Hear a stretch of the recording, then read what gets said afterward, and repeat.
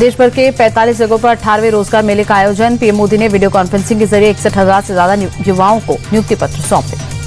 PM बोले, युवाओं को नए अवसर मिले, ये हमारी कोशिश। ये नियुक्ति पत्र विकसित भारत के निर्माण को गति देने का संकल्प पत्र। पीएम बोले, भारत पर दुनिया का भरोसा लगातार बढ़ रहा है। एक दशक में हमारी जीडीपी दोगुनी हुई। आज देश में 2 लाख से ज्यादा स्टार्टअप। लखनऊ पहुंचे गृह मंत्री अमित शाह यूपी दिवस पर आयोजित कार्यक्रम में शामिल हुए। प्रदर्शनी का अवलोकन भी किया। पीएम मोदी ने यूपी दिवस की बधाई दी। कहा, 9 साल में यूपी ने बीमारों से बेमिसाल प्रदेश बनने का सफर तय किया। प्रदेशवासियों को बधाई। पीएम बोले, डबल इंजन सरकार लोगों की सहभागिता से संभव हुआ। देश की प्रगति में यूपी का सामर्थ्य बहुत काम आने वाला।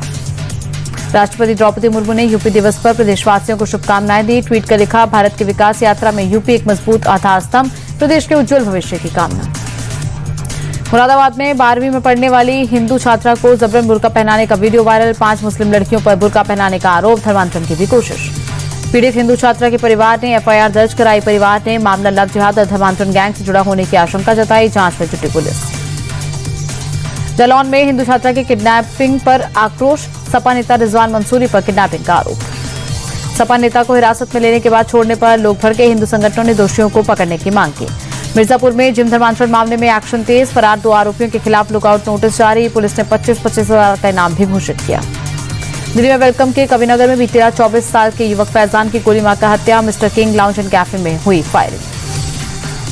फैजान की हत्या के आरोपी का सोशल मीडिया पर कबूलनामा सामने आया। कहा, फैजान ने 4 महीने पहले मुझे थप्पड़ मारा था, इसीलिए उसकी जान गई। ओशिवारा फायरिंग केस में एक्टर और डायरेक्टर केआरके की कोर्ट में पेशी। अदालत ने 27 जनवरी तक पुलिस कस्टडी में भेजा।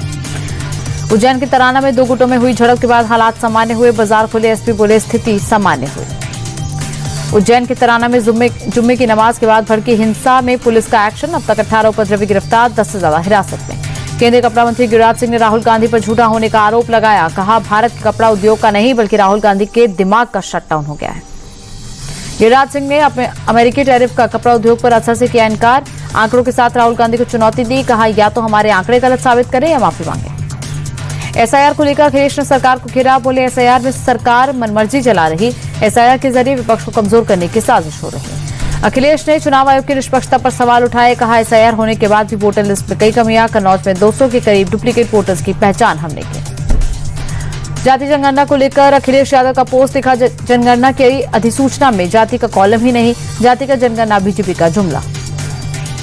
अखिलेश बोले, जाति जनगणना नहीं कराना पीडीए समाज के खिलाफ बीजेपी की साजिश। बीजेपी पर भरोसा करने वाले खुद के ठगा ही नहीं, घोर अपमानित भी महसूस कर रहे हैं। अभी मुक्तेश्वरानंद मामले पर पूर्व सीएम मायावती का पोस्ट।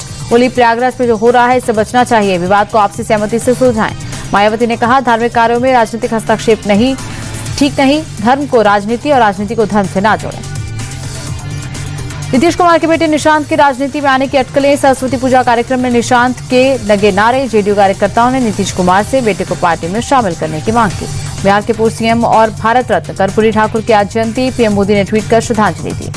विधानसभा चुनाव में आरजेडी को मिली हार पर आरजेडी विधायक भाई वीरेंद्र का बयान। एक निजी कार्यक्रम में बोले, कार्यकर्ताओं और नेताओं को टिकट नहीं मिलना चाहिए, इसलिए आरजेडी चुनाव हारे। जम्मू कश्मीर टेरर फंडिंग मामले में जेल में बंद बारामूला से सांसद इंजीनियर राशिद को मिली custody parole. Patiala house court ने 28 जनवरी से 2 अप्रैल तक बजट सत्र के लिए पैरोल दी। होशियारपुर पुलिस के हाथ लगी बड़ी सफलता। प्रतिबंधित संगठन बीकेआई के एक आतंकी मॉड्यूल का पर्दाफाश किया। 4 आरोपी गिरफ्तार।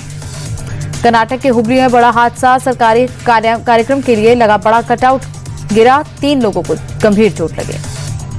विमेंस प्रीमियर लीग में आज दिल्ली कैपिटल्स और रॉयल चैलेंजर्स बेंगलुरु के बीच भिड़ंत। वडोदरा में शाम 7:30 बजे शुरू होगा मैच।